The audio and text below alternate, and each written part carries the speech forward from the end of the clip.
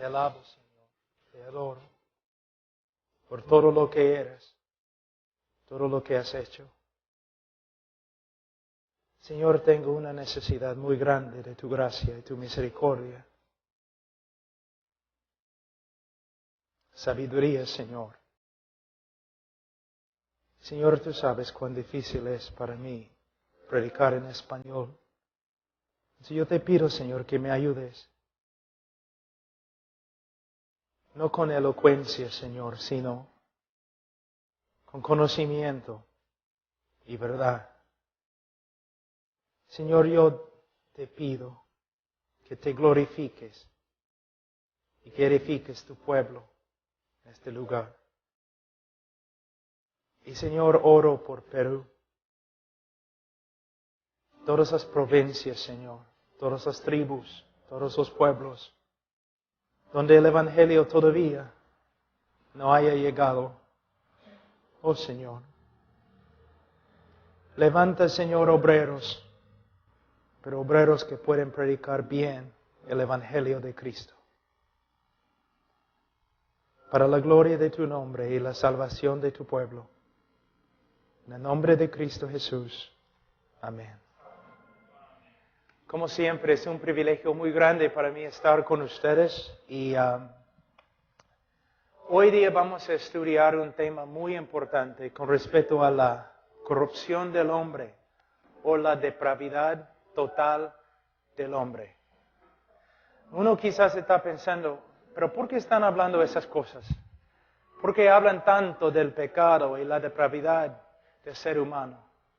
Es porque no podemos predicar el Evangelio antes que comprendamos cómo es el hombre. Que nosotros humanamente, en la carne, no podemos convencer a un hombre para que se convierta.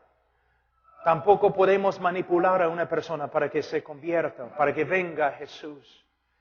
Pero en el día de hoy podemos ver mucha manipulación en el evangelismo. Personas que a la fuerza toman una decisión, pero no duran. No asisten a la iglesia, no crecen en la santidad.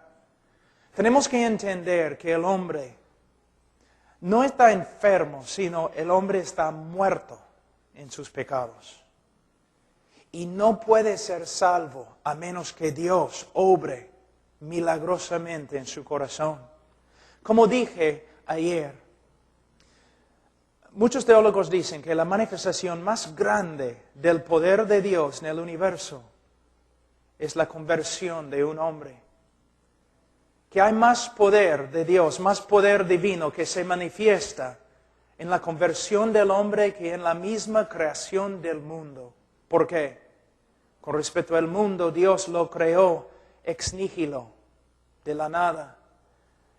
Pero cuando Dios hace de un hombre corrupto, un hombre nuevo, recreado a la imagen de Dios, es una obra milagrosa.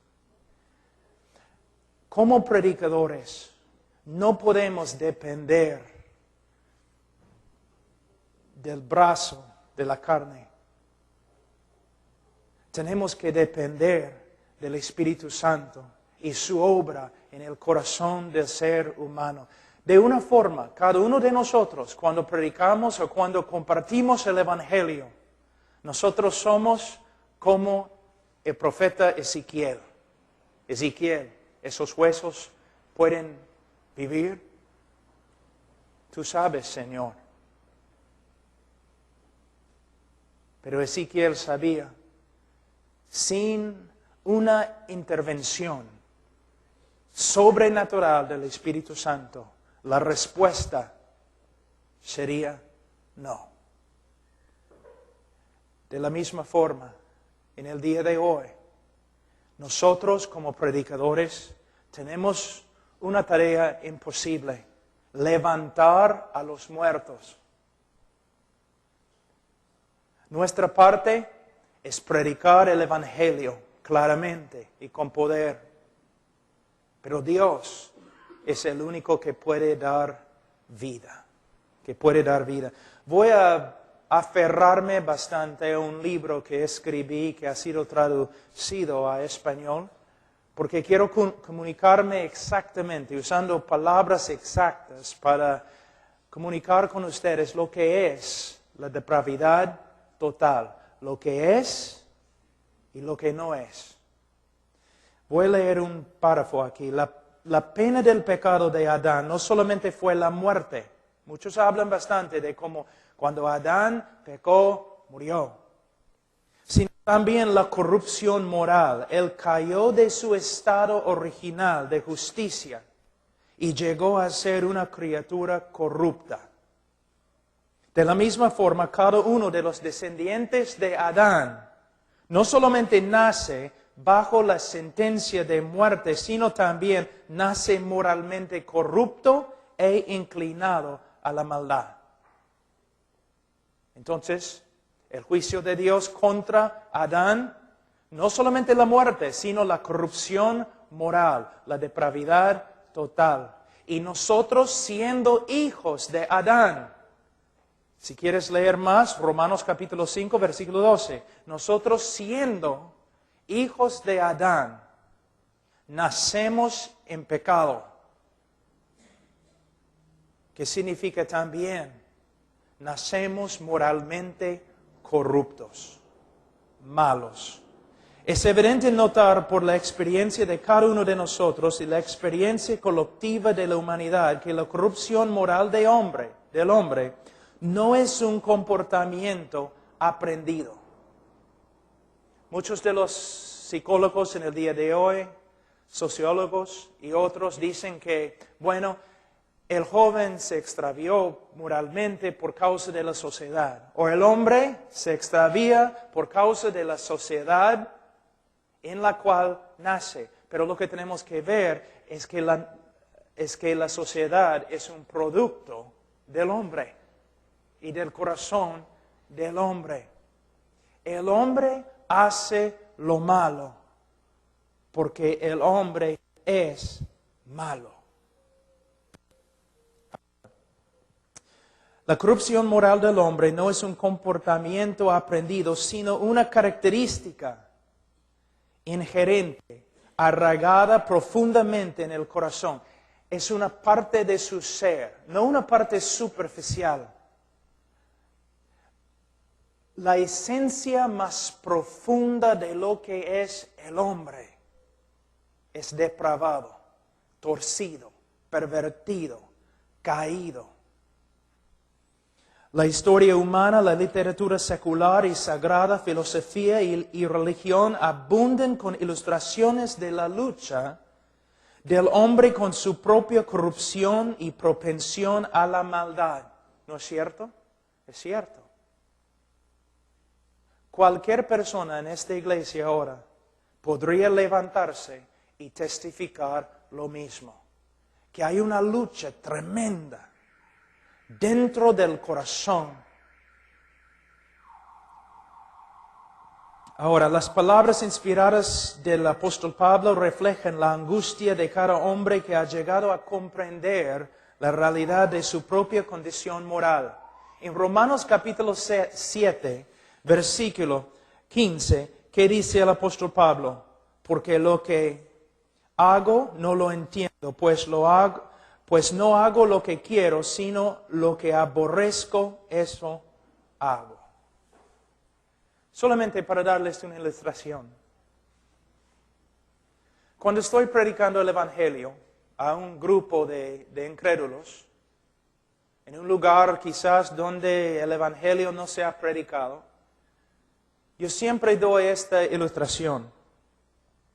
Si yo pudiera, hablando al incrédulo, si yo pudiera quitar tu corazón y yo pudiera poner el contenido de tu corazón en un DVD o video, y si yo pudiera dar ese video aquí, esta noche, ante toda la gente en este auditorio, tú correrías de aquí y nunca regresarías, porque has pensado cosas tan horribles que ni puedes compartirlas con tus mejores amigos.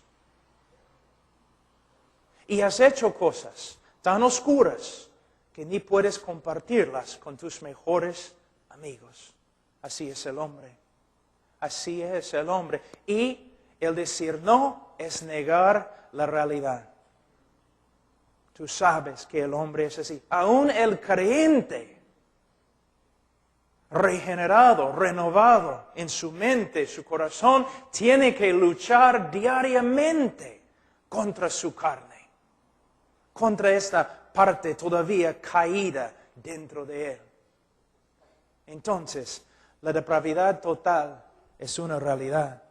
Una de las frases más importantes que los teólogos emplean para describir la profundidad de la inherente corrupción moral del hombre es la frase depravidad total. La palabra depravidad proviene de la preposición latina de, que comunica intensidad, y la palabra latina pravus, que significa torcido o pervertido. El decir que algo es depravado significa que su estado original ha sido torcido o pervertido. El decir que el hombre es depravado significa que él ha caído de su estado original de justicia y que su misma naturaleza ha llegado a ser extremadamente corrupta. Cuando los teólogos usan términos como la depravidad total o radical, es importante entender exactamente lo que quieren decir. Y ahora vamos a estudiar lo que no significa la depravidad total y lo que significa. Pero primero me gustaría hablar con ustedes acerca de una cosa muy importante. Y vamos a tocar este tema mañana, Dios mediante. Vamos a hablar mañana del libre albedrío. Pero algo que cuando los predicadores hablan del libre albedrío, se olvidan de algo muy importante. El libre albedrío, o la voluntad de una persona, se relaciona directamente con su naturaleza. Entonces, si su naturaleza es corrupta, entonces sus decisiones van a reflejar esa corrupción.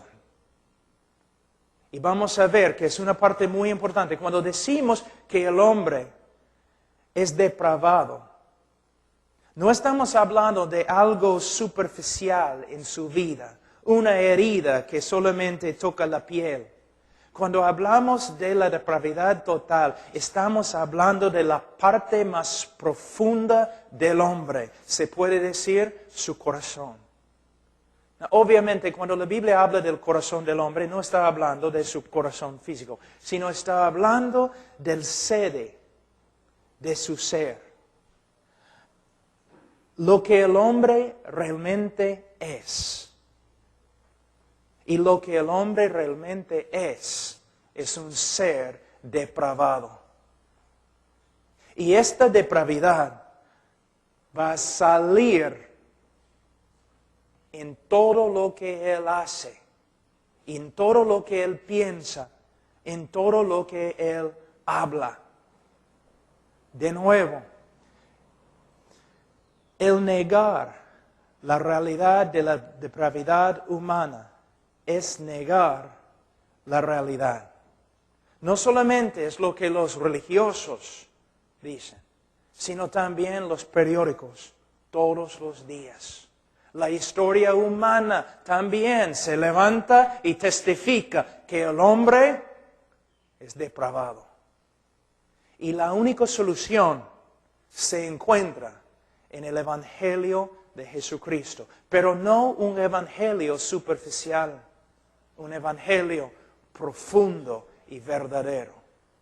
Ahora, la depravidad total no significa lo siguiente. La depravidad total no significa que la imagen de Dios en el hombre ha sido totalmente perdida en la caída. En Génesis 9:6, 1 Corintios 11:7 y Santiago 3:9, las Escrituras todavía se refieren al hombre como habiendo sido creado a la imagen de Dios. Por lo tanto, hay un sentido verdadero en el que la imagen de Dios aún se encuentra en cada hombre. Por eso, aunque el hombre es malo y depravado. Debemos respetar al hombre como una criatura de Dios. Debemos ver el valor de la vida del ser humano, porque fue creado a la imagen de Dios. La depravidad total no significa que el hombre no tenga ningún conocimiento de la persona y voluntad de Dios. Las Escrituras nos enseñan que los hombres tienen suficiente conocimiento de Dios para aborrecerlo y suficiente conocimiento de su verdad para rechazarla y intentar detenerla. Vamos a Romanos capítulo 1.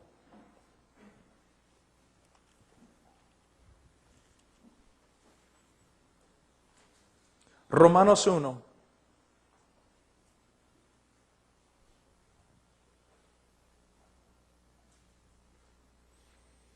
Versículo 18.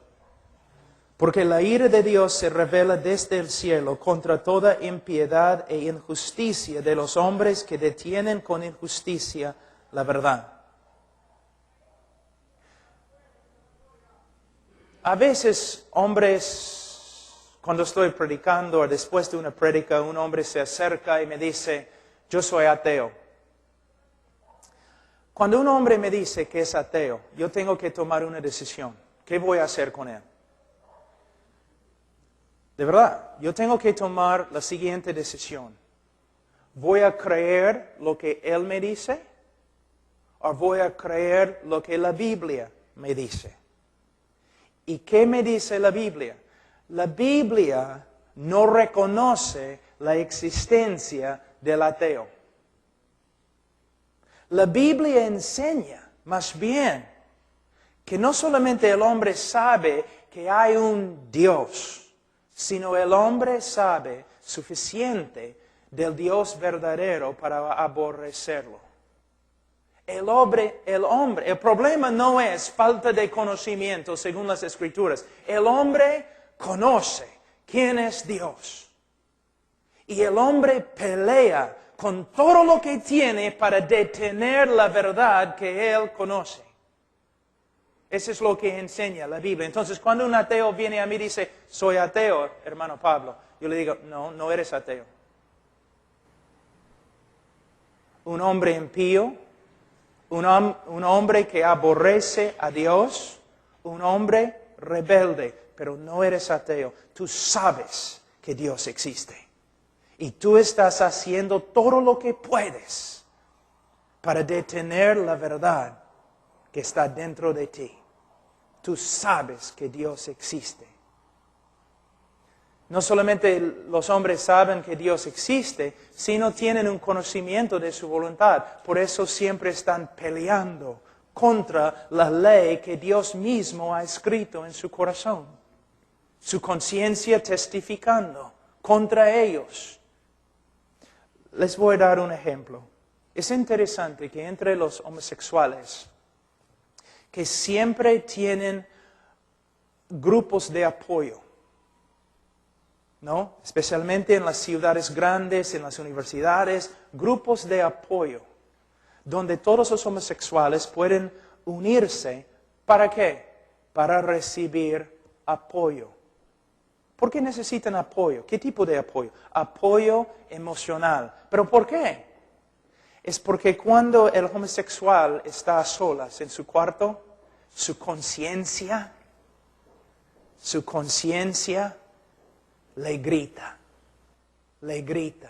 acerca de su inmoralidad. Él sabe que está mal. Entonces él tiene que ir a un grupo de apoyo para borrar, ¿no?, todo lo que su conciencia ha escrito contra él. Para tapar sus oídos, para no escuchar más la ley de Dios dentro de él que le está gritando, estás mal, estás mal, estás mal. El hombre sabe quién es Dios.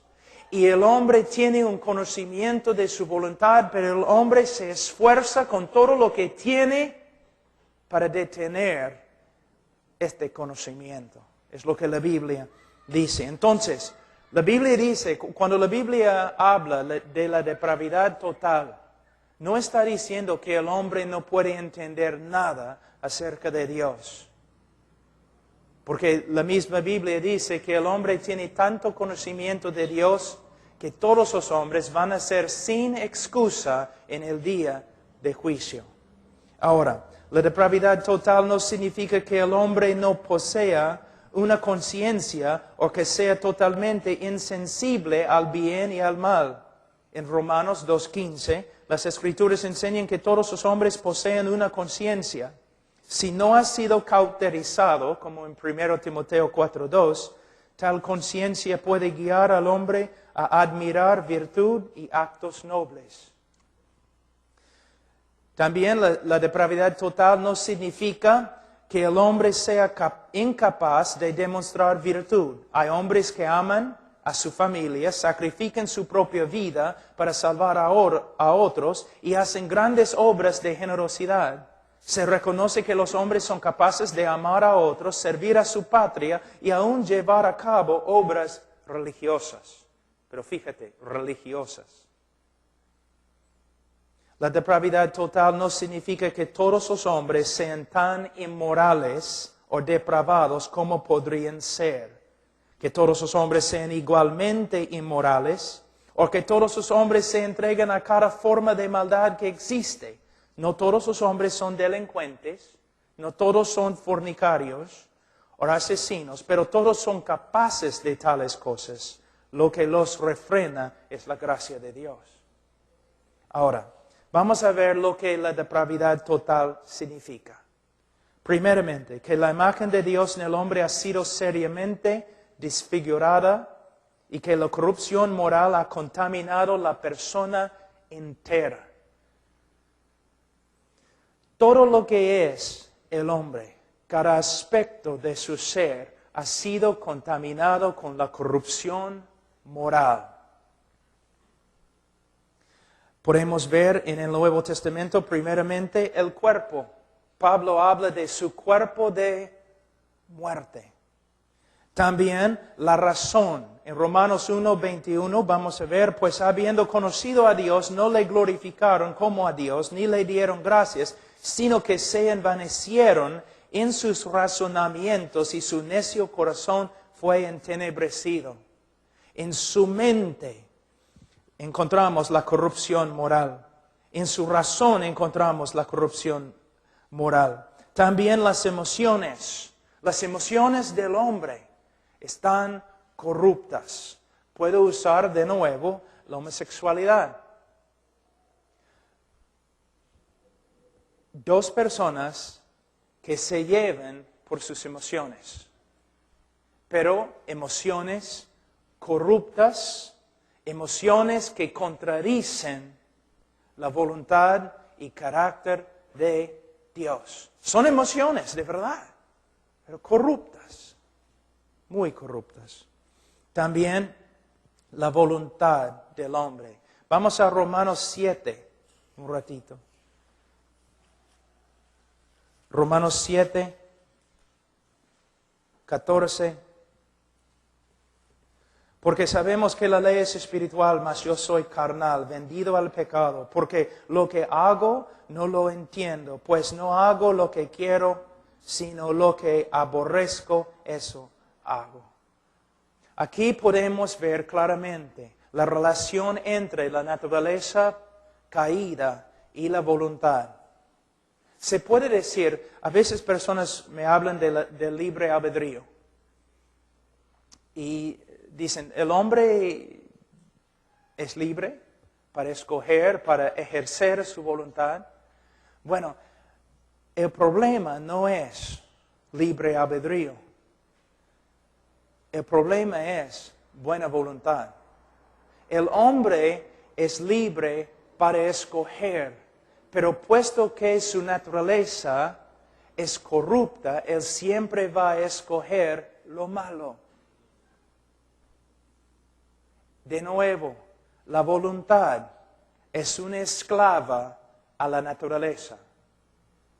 El hermano nos dio un ejemplo hoy día, voy a dar otro muy parecido de Carlos Spurgeon. Vamos a decir que tengo aquí un plato de ceviche. pero de Sullana, donde el ceviche es mejor.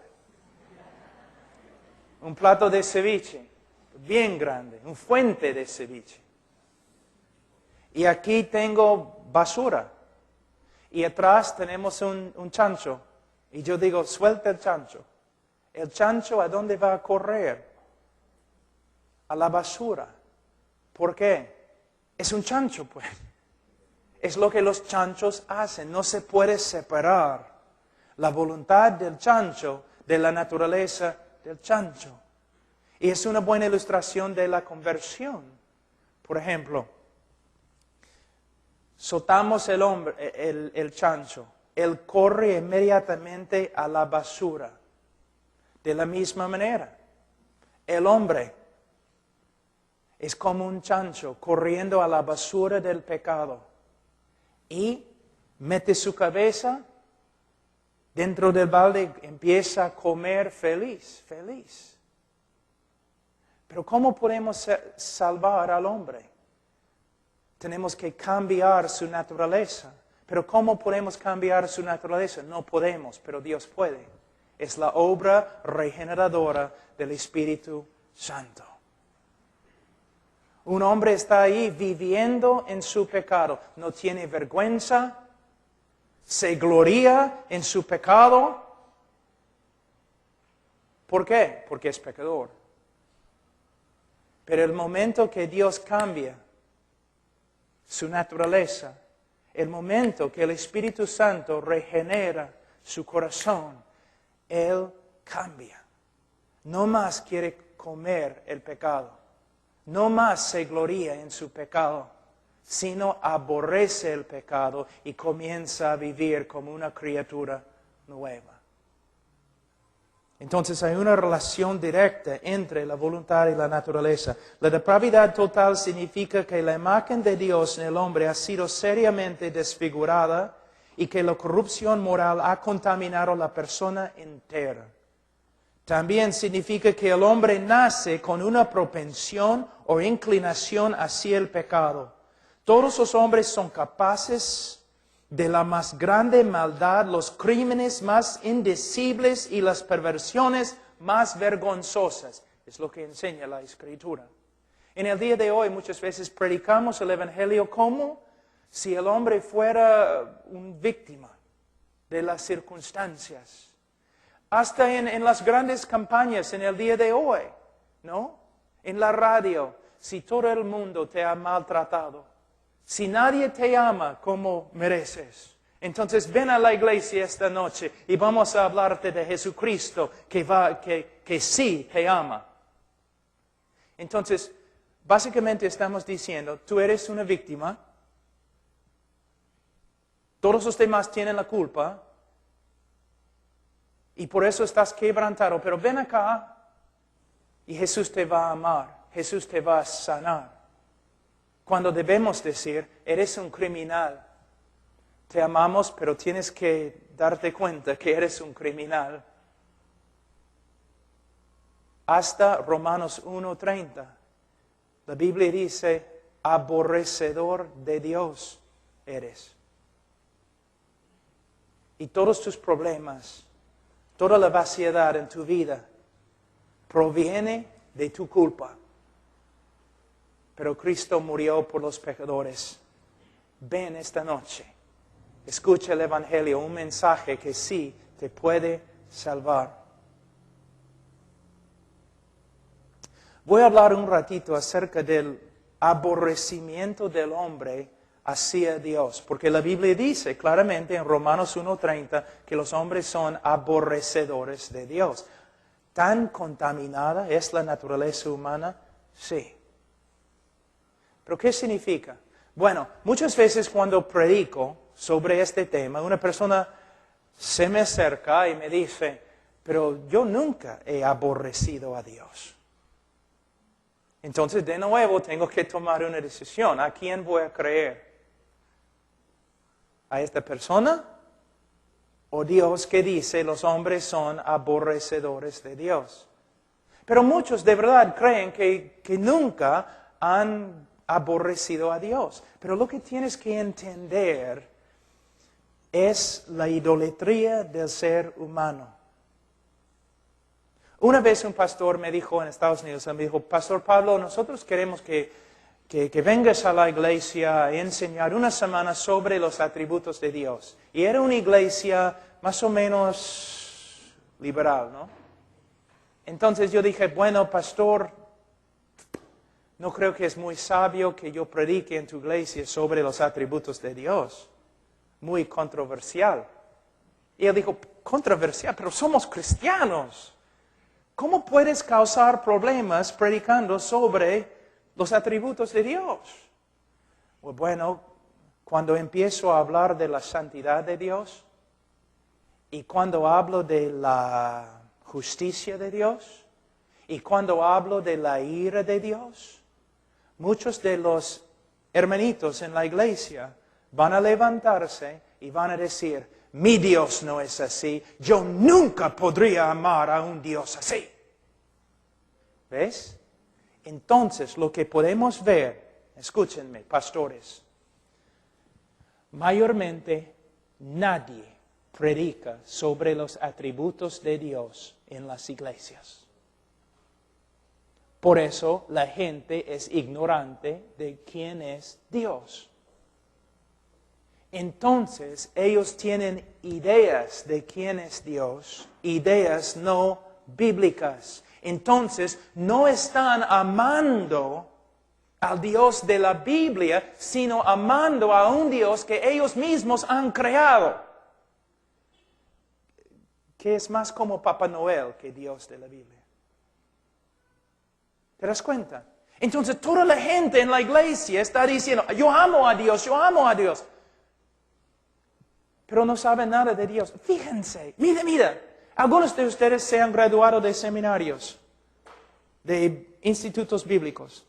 ¿Cuántos años pasaron estudiando solamente los atributos de Dios? ¿Cuánto tiempo? Algunos de ustedes están pastoreando años. ¿Cuánto tiempo han pasado solamente enseñando quién es Dios? Y de ahí pensar, ¿pero por qué hay tantos problemas en la iglesia? Ni sabemos quién es Dios. Yo les voy a dar un ejemplo. Es un poco fuerte, pero un día un pastor estaba predicando en Canadá. Estaba predicando ahí en Canadá y un pastor muy conocido, un buen predicador. Y él estaba hablando de la SIDA como un juicio de Dios. La SIDA, el SIDA, como el juicio de Dios. Y una hermana se levantó en medio de su prédica y gritó, no puede ser, el SIDA no es el juicio de Dios para nada. Entonces el predicador dijo, ¿por qué hablas así? Bueno, el SIDA no puede ser el juicio de Dios porque los niños también mueren con SIDA y Dios no juzgaría a los niños así. Todos en silencio y el pastor respondió, hermanita, ¿cuántos niños mataron Dios durante el diluvio de Noé? Te fastidia, ¿no? Lo que dije. Es un Dios. Es peligroso. No es Papá Noel. Es Dios. Hay que temer a Dios. ¿Cómo vas a temer a Dios si ni conoces a Dios? Mi Dios nunca haría tal cosa, pero el Dios de la Biblia sí. Dios de la Biblia, sí. Les voy a mostrarles algo que estábamos viendo esta mañana. Vamos a jugar un poco. Yo voy a dirigir la música ahora. ¿Okay? Vamos a Salmos 36. Les voy a mostrar algo. 136, lo siento. Salmos 136.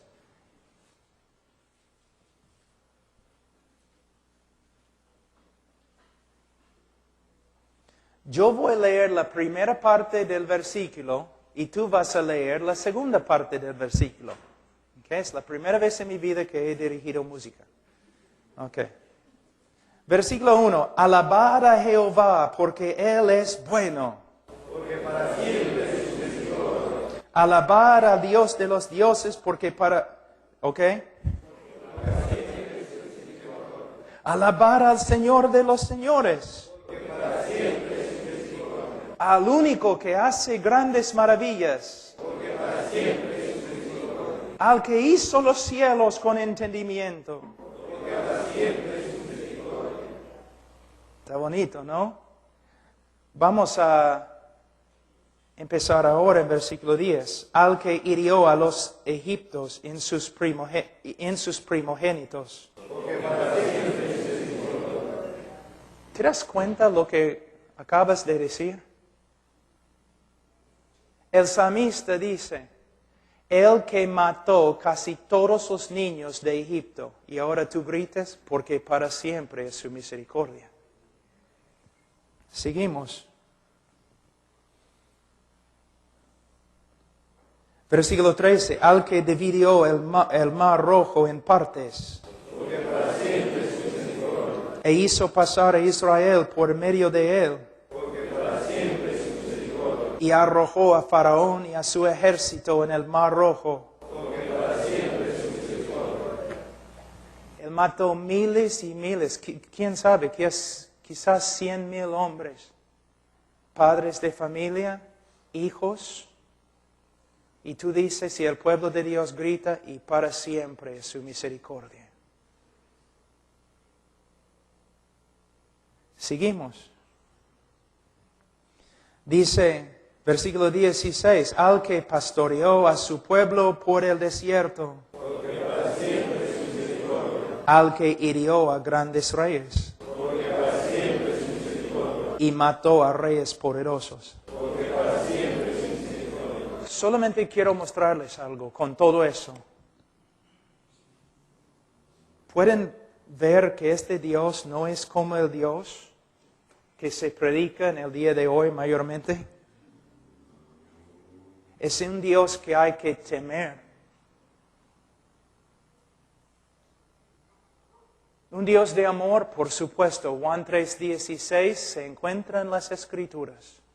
Pero también Salmos 5:5, donde dice que Dios aborrece a los que hacen iniquidad.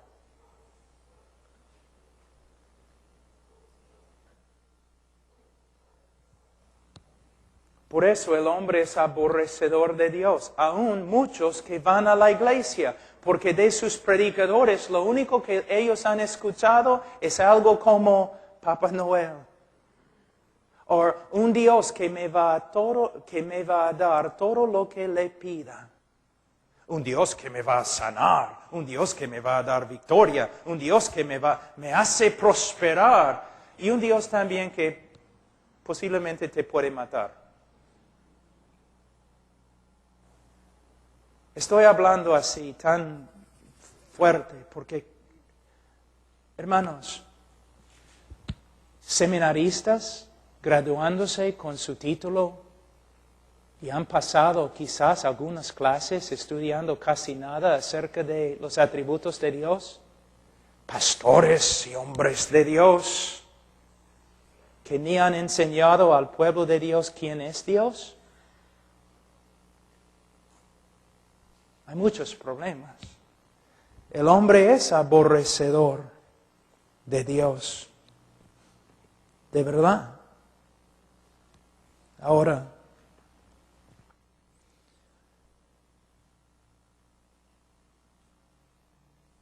otra cosa que me gustaría decir, que la depravidad total significa que el hombre nace con una propensión o inclinación hacia el pecado.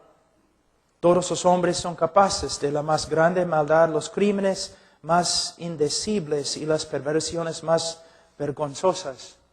Les voy a dar una ilustración que no les va a gustar, pero así es la corrupción de un ser humano. Vamos a decir que tengo un niño de 18 meses en mis brazos. Y ahí está, ¿no? Pero el niño ve, ¿no? Mi anillo. Y agarra mi anillo. Y yo digo, no.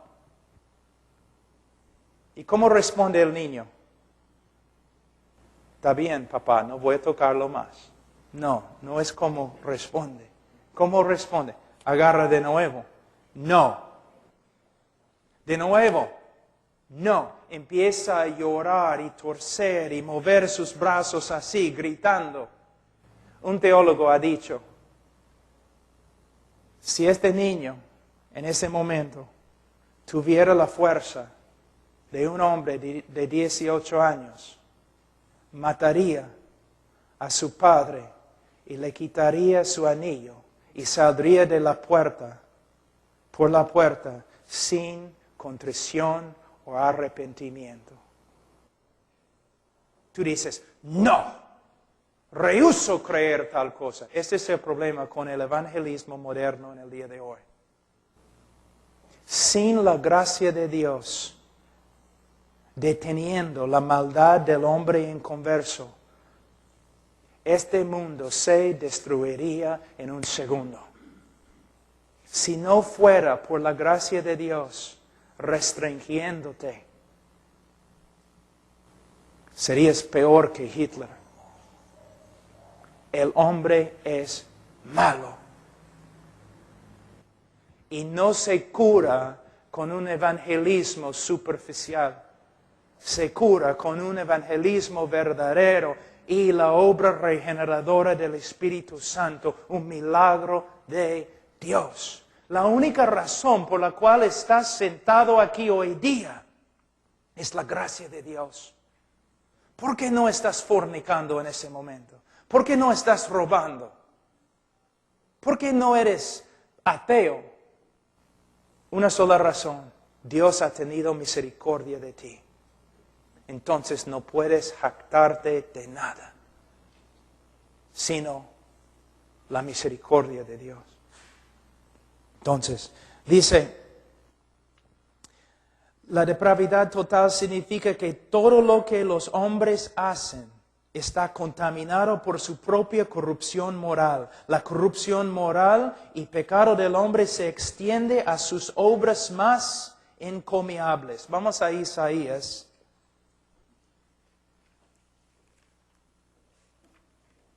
...64...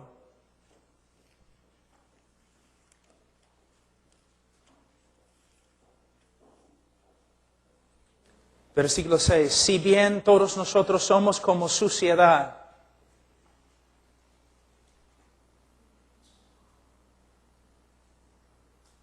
y todas nuestras justicias como trapo de inmundicia.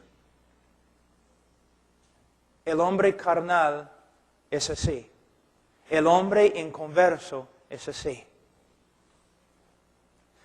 ¿Te das cuenta que casi todos los hombres en la calle se creen salvos por medio de sus buenas obras?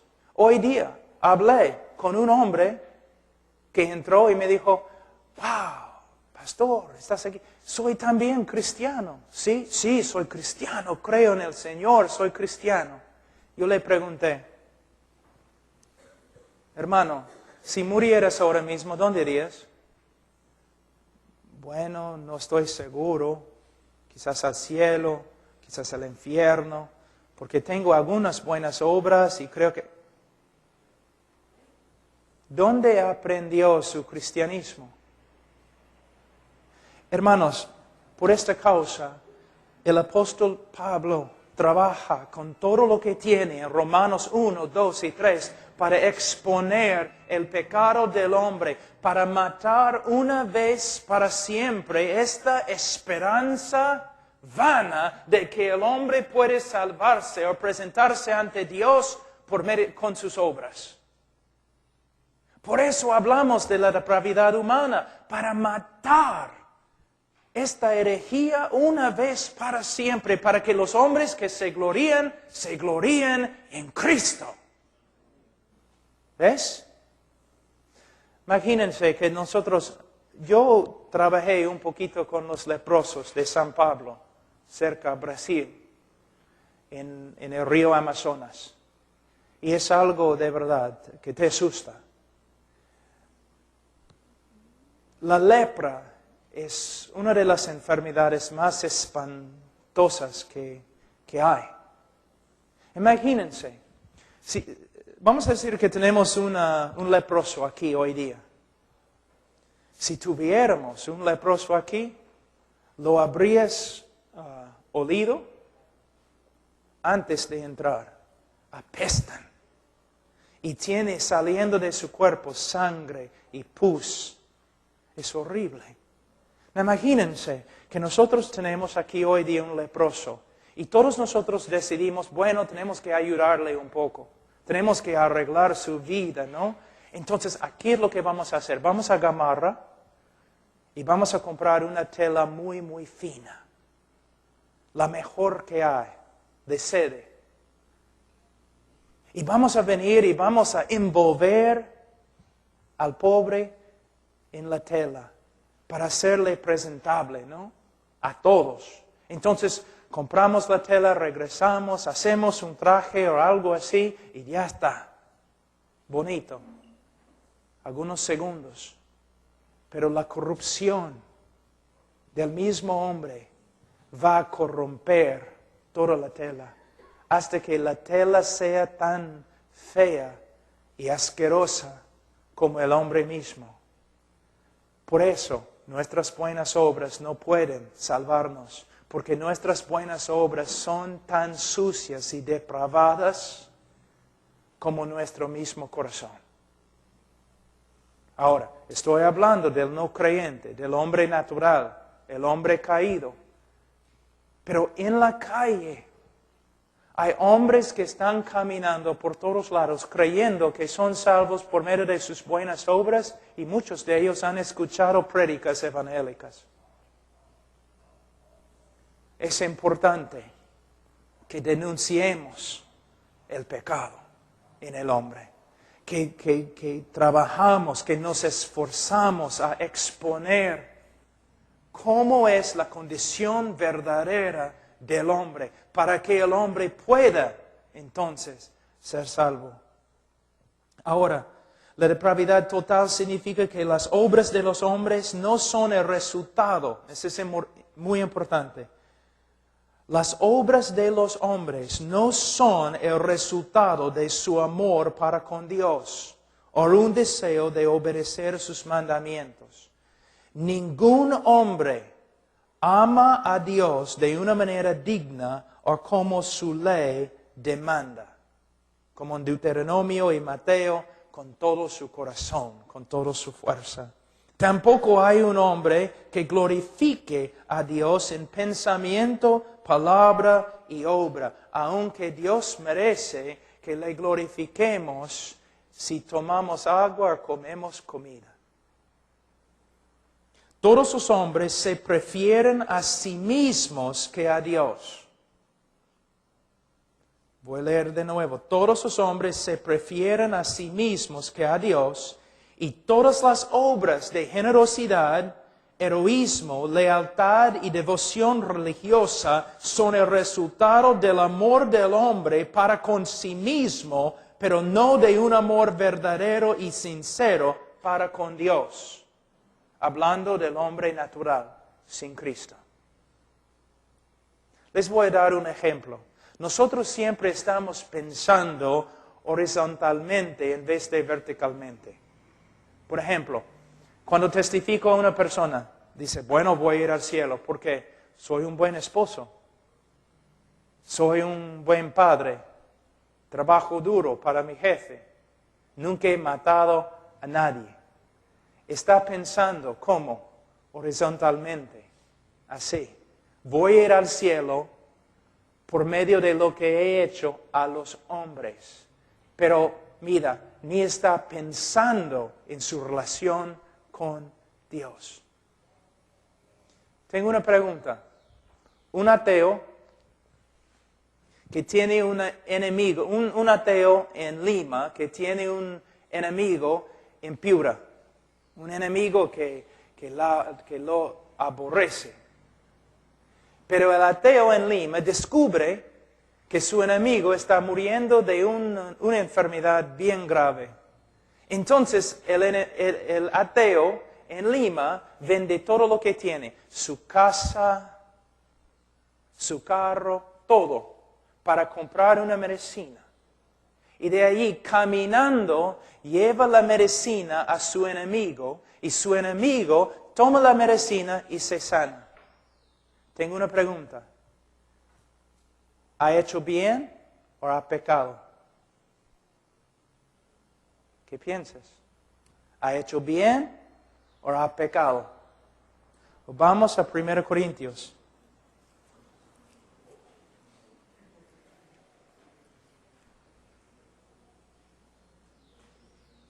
Días.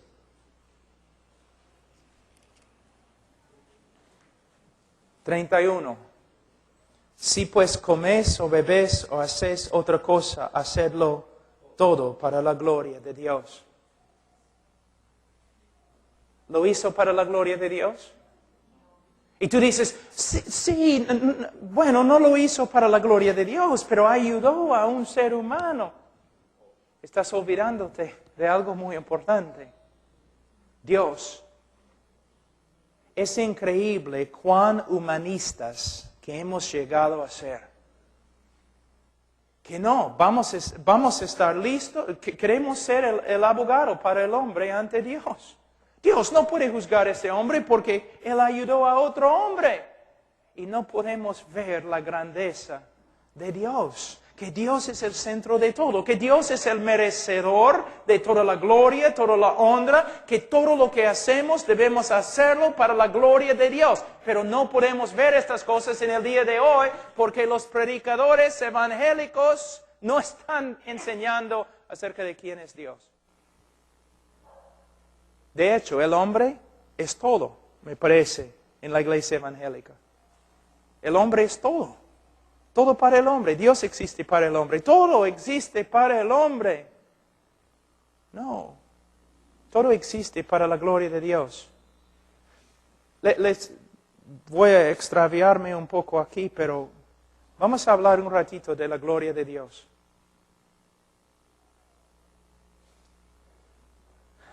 Aquí es un problema teológico. ¿Por qué Dios salvó al hombre? Tú dices, bueno, Dios salvó al hombre porque ama al hombre. ¿Ok? ¿Por qué Dios ama al hombre? Esa es la pregunta. Tiene que haber una razón. Uno de los teólogos más grandes en el mundo, Jonathan Edwards, dijo que las criaturas razonables tienen que tener un fin razonable, una razón por la cual hacen todo. Entonces, si Dios salva al hombre porque ama al hombre, la próxima pregunta es, ¿pero por qué ama al hombre? ¿Qué hay dentro del hombre que invoca el amor de Dios? O vamos a ver, el hombre es depravado, impío, pecador, enemigo de Dios, amador de sí mismo. Entonces podemos escudriñar la vida del hombre años y años y años y no vamos a encontrar ninguna razón dentro del hombre por la cual Dios lo ama. ¿Por qué Dios ama al hombre? Bueno, primeramente necesitamos entender que Dios es amor. Pero yo pensaba que Dios hacía todo para mí. ¿No es interesante que yo puedo ir a una iglesia y yo puedo decir, todo lo que Dios ha hecho, Él ha hecho para ti? Y todos dicen, amén. Pero si yo digo, todo lo que Dios ha hecho para sí mismo, para su gloria, por causa del amor que Él tiene para sí mismo. Todos dicen, pero yo no creo que está correcto. ¿Es correcto que Dios hace todo para ti? Pero ¿no es correcto que Dios haga todo para Él? ¿Para sí mismo? ¿Pueden ver el problema? ¿Qué pasa? Otra cosa, hay una canción en Estados Unidos ahora muy, muy popular que dice, Dios ama a las personas más que cualquier otra cosa. ¿Está bien en español? No, Dios ama a sí mismo más que cualquier otro ser, cualquier otra cosa. Dios ama a sí mismo. Tengo una pregunta. ¿Cómo se llama cuando tú amas a una persona o una cosa más que amas a Dios? ¿Cómo se llama? Idolatría. No debes cometer idolatría. Tampoco debe Dios cometer idolatría. Dios debe amarse, porque Él es el más digno de amor. Si Él no se ama a sí mismo más que a todos los demás, Él está negando la realidad de quién es. Es Dios. Yo tengo un problema, ¿no? Él debe amarme a mí. Ahora, vamos a hablar un ratito de la gloria de Dios, que Dios hace todo lo que hace para su propia gloria. Dios hace todo lo que hace para su propia gloria. Yo voy a mostrarles que no solamente es correcto, pero es algo que resulta en grandes bendiciones para la creación y su pueblo. Les voy a dar un ejemplo. Vamos a decir que estoy parado ahí atrás al final de la reunión y cuando estás pasando por la puerta, yo te doy un chicle. Yo te doy un chicle. Y tú mires al chicle. Y tú sales corriendo y tú vas a todos tus amigos. Mira, es un chicle. Pastor Pablo me ha dado un chicle. Y tú llamas a los periodistas. Y mañana sale en el periódico, Pastor Pablo me ha dado un chicle. Y después, 30 años después, todos tus nietos están alrededor de tu silla y ellos dicen, oye, abuelo o abuela, ¿quién es este hombre en esta foto acá? Es Pastor Pablo. ¿Por qué está allí? ¿Es familiar o algo? No, un día él me regaló chicle. Bueno, tú necesitas consejería, ¿no? Tú tienes problemas severos. Pero ¿qué pasa si tú estás muriendo y necesitas un trasplante? ¿Ya? Entonces, yo voy al hospital y yo digo a los doctores, mira, toma mi corazón y dáselo. Entonces, me operan y muero. Y tú te levantas el próximo día vivo. Entonces, si tú dices a todos tus amigos, Pastor Pablo me ha dado su corazón, tienes razón. Si llamas a los periodistas y tú dices, mire, yo estaba muriendo y que ni me conoce, me dio su corazón. Y si 30 años después tus nietos te preguntan, ¿quién es este? Tú puedes decir, si no fuera por ni estarías acá. Él me ha dado su corazón. Entonces, se puede decir que la grandeza del regalo demuestra la grandeza del amor que uno tiene para con el otro. ¿Me entienden?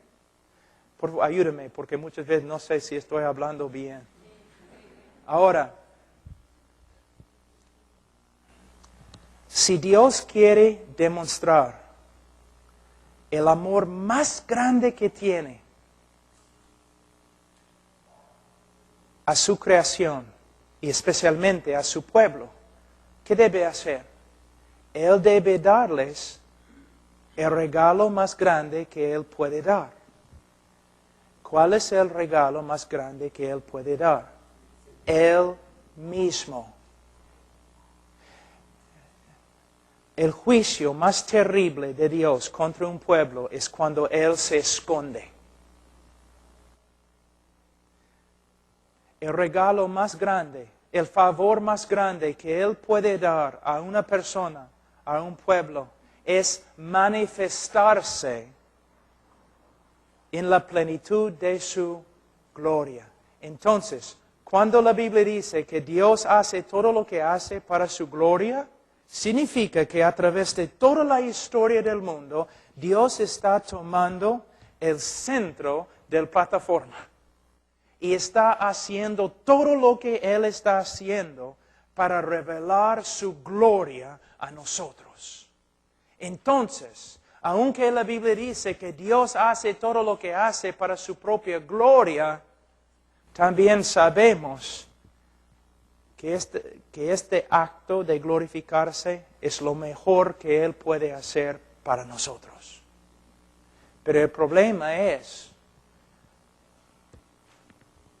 muchos hombres se aman a sí mismos más que a Dios y desean comodidades, desean cosas, desean su propia voluntad más que una manifestación de la gloria de Dios en su vida. Ahora, el hombre religioso, allí cargando un ídolo, una imagen en la calle, ¿por qué lo hace? No puede decir que está haciéndolo por amor de Dios. ¿Por qué? Porque está haciendo algo contrario a la voluntad de Dios. Más bien, después de cargar la imagen, él va a ir a un lugar y emborracharse sabiendo que es algo que Dios odia. La mayoría de los hombres cuando buscan a Dios a solas, sin el Espíritu Santo obrando en su vida, buscan a Dios. ¿Por qué? Porque están enfermos, porque alguien va a morir. El hombre no busca a Dios. Es lo que la Biblia dice en Romanos 3. El hombre no busca a Dios. O se puede decir que un hombre busca a Dios como un criminal busca a un policía.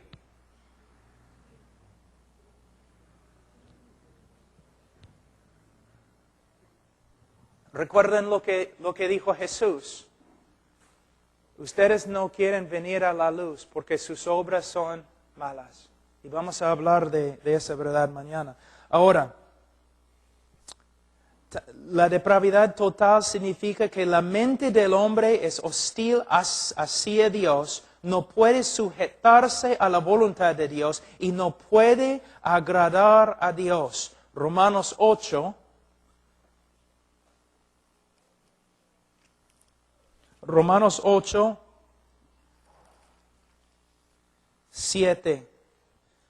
Por cuanto los designios de la carne son enemistad contra Dios, porque no se sujetan a la ley de Dios, ni tampoco pueden. Y los que viven según la carne no pueden agradar a Dios.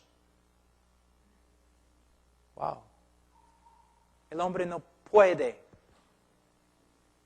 Ahora, un ratito voy a hablar de esta frase, el hombre no puede. Muchos dicen, si el hombre no puede buscar a Dios, si el hombre no puede encontrar a Dios, si el hombre no puede obedecer a Dios, entonces el hombre no es culpable. No podemos juzgar a un ciego porque no puede leer un mapa. No podemos condenar a un hombre sordo porque no nos escuche. Entonces, si el hombre no puede buscar a Dios, si el hombre no puede encontrar a Dios, si el hombre no puede obedecer a Dios, todo lo que la Escritura dice, entonces el hombre no es culpable. Pero no es cierto. El hombre no puede. Porque el hombre aborrece tanto a Dios. Les voy a dar un ejemplo. Aquí tengo mis notas acá, creo. Aquí. Vamos a avanzar un poco más hoy día. Escuchen un versículo muy importante en Génesis 37:4. Y viendo sus hermanos, los hermanos de José, que su padre lo amaba más que a todos sus hermanos, le aborrecían y no podían hablarle pacíficamente. Fíjense en la palabra, no podían hablarle pacíficamente. Now, tengo un problema. Ellos supuestamente hablaban arameo, como José, pero dice que no podían hablarle pacíficamente. Tenían bocas, tenían lenguas, no eran sordomudos, no podían. ¿Por qué no podían hablarle pacíficamente? Porque le aborrecían. El odio en el corazón de ellos no permitía que ellos le hablaran pacíficamente. Una vez has escuchado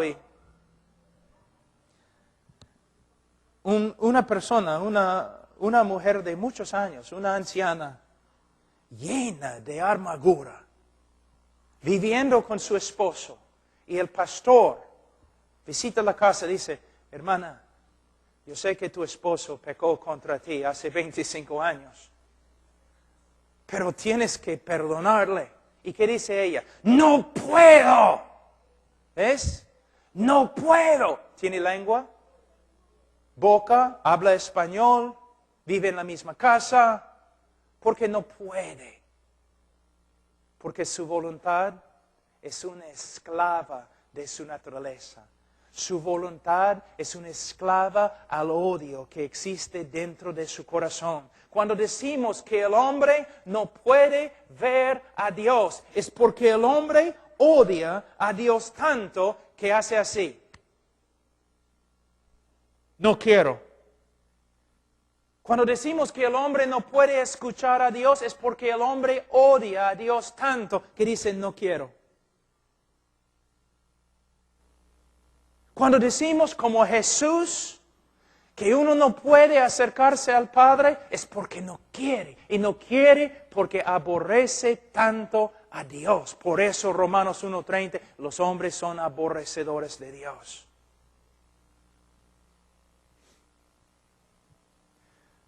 Aunque es mi opinión, yo les someto que en este momento, en el infierno, el odio contra Dios es tan grande que si Dios dijera, abre la puerta para que salgan, ustedes pueden salir, solamente tienen que doblarse la rodilla y decir que soy el Señor de los señores. El odio es tan fuerte en su corazón, ellos dirían, no. Hermanos, cuando predicamos el Evangelio, tenemos que darnos cuenta que ese no estamos tratando de vender algo.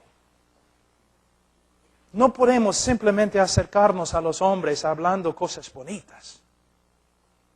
Es un asunto de vida o muerte. Los hombres son esclavos. Tú dices, sí, de Satanás. Mira, Satanás puede tomar una vacación en Las Vegas. Satanás puede dejar al hombre a solas y todavía es un esclavo. Una vez yo fui a predicar en una iglesia y cuando entré en la iglesia había un montón de testimonios y todos estaban diciendo como durante la semana Satanás había hecho tantas cosas. Entonces cuando ya llegó mi oportunidad de predicar, yo subí al púlpito y yo dije, tengo una profecía, una visión que he tenido. Cuando yo estaba subiendo la escalera de esta iglesia, yo vi a Satanás, estaba sentado fuera y me creían. Decían, ¿qué hacía? Bueno, él estaba llorando. ¿Llorando? ¿Por qué? Bueno, yo le pregunté, ¿por qué estás llorando? Dijo, porque todos esos pecadores están haciendo un montón de cosas dentro de esa iglesia y me están culpando. Mira, es cierto, la Biblia enseña que el hombre pecador es esclavo de Satanás, pero tenemos que darnos cuenta, no somos víctimas de Satanás. El hombre es tan malo que en vez de decir, por ejemplo, no, Satanás, fuera de Jorge, a veces debemos decir, Jorge, fuera de Satanás. Y si te llamas Jorge, lo siento. No, quizás el Señor está tratando de hablarte. Hermanos, mira cómo es. Por eso, de nuevo, hermanos, no somos profetas con un mensaje sobrenatural. No somos nada. No somos hombres de negocio ni vendedores de un producto. Somos predicadores del Evangelio. Para terminar, la depravidad total significa que la humanidad está inclinada a más y más corrupción moral y que esta deterioración sería aún más rápida si no fuera por la gracia de Dios que detiene la maldad de los hombres. ¿Qué significa? Una vez has pensado, ¿por qué Hitler era tan horrible? O, ¿por qué Hitler no era peor? Por lo menos amaba a su mamá. ¿Por qué Hitler no era peor? Una vez has pensado, ¿por qué no soy peor que Hitler?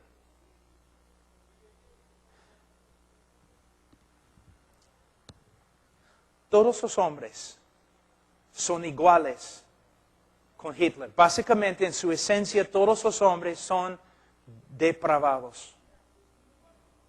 Ahora, vamos a decir, tenemos todos los hombres aquí en esta línea, totalmente depravados. Y la maldad, el estado peor de maldad está por ahí. ¿Está bien? Si Dios no interviene, cada uno de nosotros con Hitler, vamos a correr al punto más grave de la maldad, así. Pero si esto sucede, no va a haber ningún mundo, no va a haber una raza humana. Se destruye al toque, no hay una obra de redención, no hay nada. Entonces, ¿qué hace Dios? Él restringe la maldad del hombre. En su soberanía, Él restringe la maldad del hombre para que la humanidad pueda continuar y para que Él pueda lograr su obra de redención dentro de la humanidad. Pero, como Faraón, si Dios quiere, Él puede retirarse de un hombre. Y el hombre va a ir corriendo. No a la fuerza, su propia voluntad. ¿Quieres hablar de libre albedrío? Ahora el hombre está ejerciendo su libre albedrío, corriendo a la maldad hasta que Dios lo detenga. Y la única razón por la cual no eres peor que Hitler es porque Dios ha tenido misericordia de ti. Así es el hombre. La única razón por la cual estás aquí, escuchando la palabra de Dios, es la gracia de Dios. Número 7, es el último. La depravidad total significa que el hombre no puede librarse de su condición pecadora y depravada. Él está muerto espiritualmente, Efesios 2, 1 a 3, corrupto moralmente, Salmos 51:5, y no puede cambiarse a sí mismo, Jeremías 13:23. Así es el hombre. Así es. Y por eso el Evangelio es tan importante. Hermanos, 3 años después de casarme, yo compré un anillo con una diamante para mi esposa. Fuimos a una tienda y yo dije al hombre, quiero comprar un diamante. Y él dijo, bueno, ¿cuánto quieres pagar? Cuando yo le dije, él empezó a reírse Entonces él dijo, bueno, voy a tratar de encontrar algo, ¿no? Entonces él regresó por fin con una cajita así, abrió la cajita y aquí, Señor, en la mesa, tu diamante. ¿Dónde? Yo veo un aro, no veo diamante. De ahí, bien vivo ese hombre.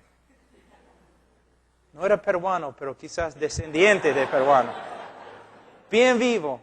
Él regresó y salió de nuevo con una tela negro. Y puso la diamante encima de la tela negro. Y de allí yo podía ver el diamante. Mi esposa no, pero es otra historia. Yo podía ver, de verdad, Charo, te juro, hay un diamante ahí. ¿No? La oscuridad de la tela. A través de la oscuridad de la tela resplandecía el diamante. Por eso, cuando yo escucho acerca de la depravidad humana, no me entristece. Me da gozo. Porque en la oscuridad de mi humanidad resplandece la gracia de Dios en la cara de Jesucristo. ¿Quieres exaltar al hombre? Háganlo. ¿O quieres humillar al hombre para que Dios se exalte? Esa es la diferencia. Esa es la diferencia. Ahora, oremos. Padre Santo, te damos gracias por tu palabra. Ayúdanos, Señor, a entenderla y obedecerla y caminar, Señor, en humildad ante ti, sabiendo de gracia hemos recibido. Y hasta la eternidad, Señor, solamente seremos destinatarios de tu gracia. Ningún otro título, Señor, necesitamos. Salvados por la gracia de Dios. En nombre de Cristo Jesús.